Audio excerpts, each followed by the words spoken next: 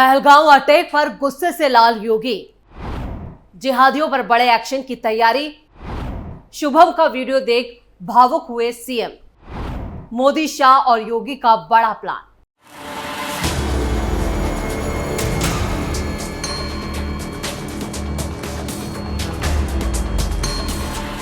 नमस्कार, आप सभी का बहुत बहुत स्वागत है। आप देख रहे हैं स्पेशल स्टोरी। मैं हूं परवीन शेख।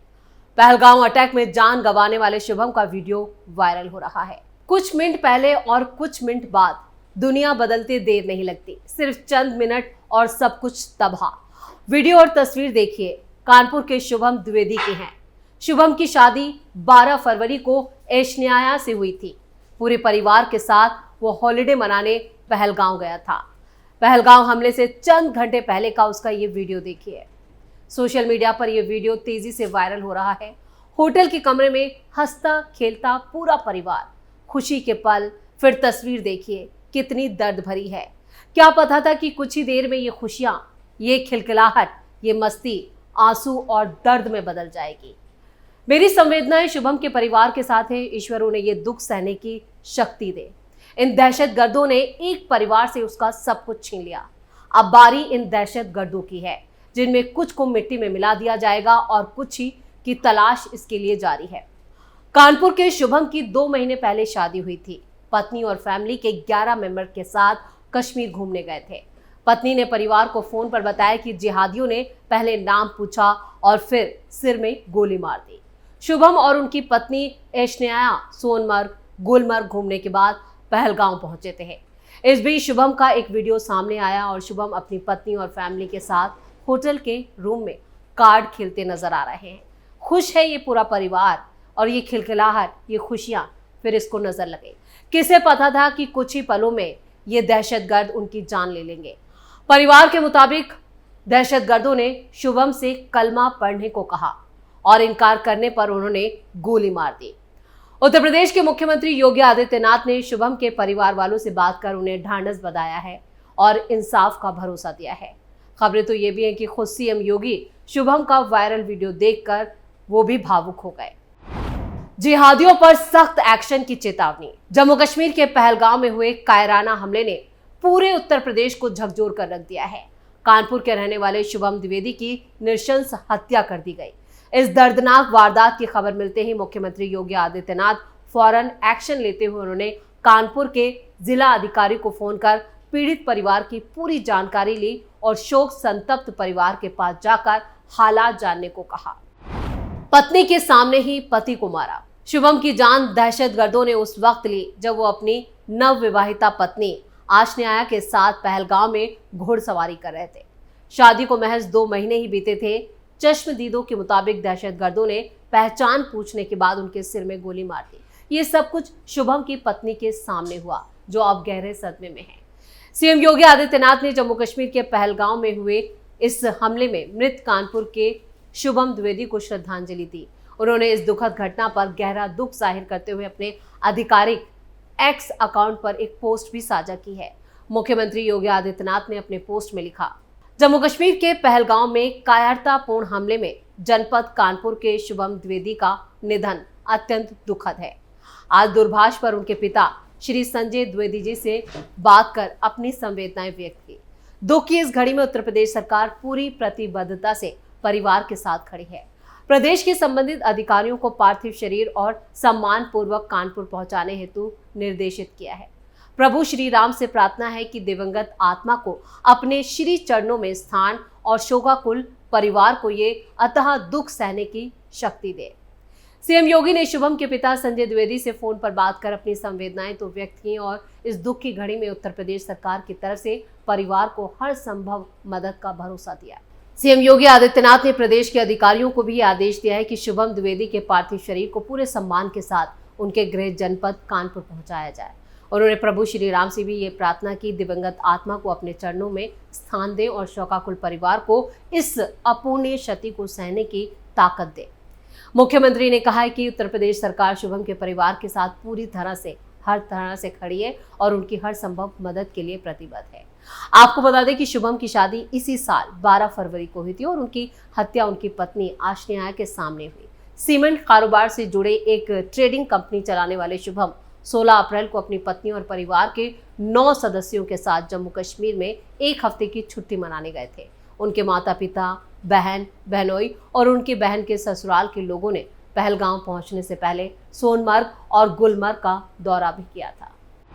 यूपी में एकजुट हुए राजनीतिक दल। पहलगांव हमले ने देश को झकझोर कर रख दिया है। हमले में अब तक 28 निर्दोष लोगों की जान जा चुकी है और दर्जनों लोग घायल हैं।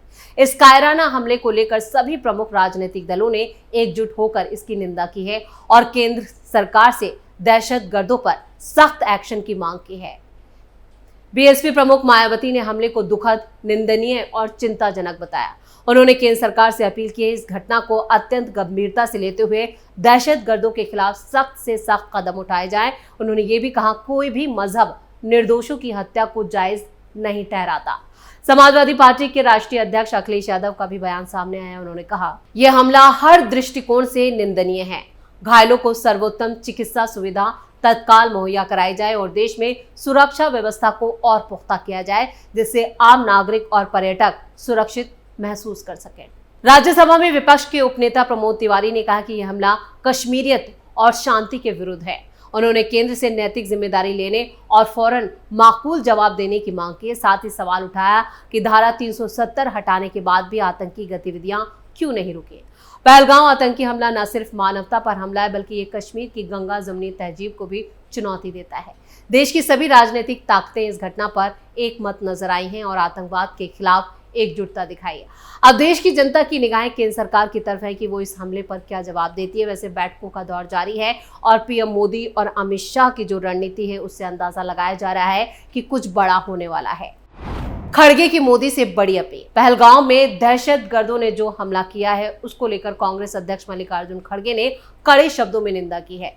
सोशल साइट एक्स पर खड़गे ने लिखा, जम्मू कश्मीर के पहलगांव में दहशतगर्दों ने निर्दोष पर्यटकों की हत्या कर दी। इससे दहशतगर्द हमले से उन्हें गहरा दुख और सदमा लगा है। कांग्रेस पार्टी कड़े से कड़े शब्दों में इस कायरतापूर्ण घटना की निंदा करती है। उन्होंने कहा कि दहशतगर्दों का यह हमला हमारे देश की अखंडता और एकता पर कायराना हमला है। उन्होंने ये भी कहा कि साल 2000 के छत्तीस सिंहपुरा में भी इसी तरह का हमला हुआ था। उसके 25 साल बाद इतना बड़ा हमला हुआ है। जो भी निहत्थे और निर्दोष नागरिकों को मारते हैं वो कभी इंसान नहीं हो सकते।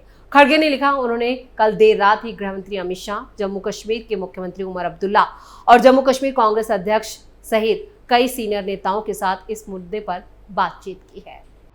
गुरुवार को कांग्रेस कार्य समिति की बैठक। उन्होंने ये भी कहा कि इस हमले को लेकर गुरुवार सुबह अखिल भारतीय कांग्रेस कमेटी की कार्य समिति की बैठक होगी और इस बैठक में इस मुद्दे पर चर्चा होगी।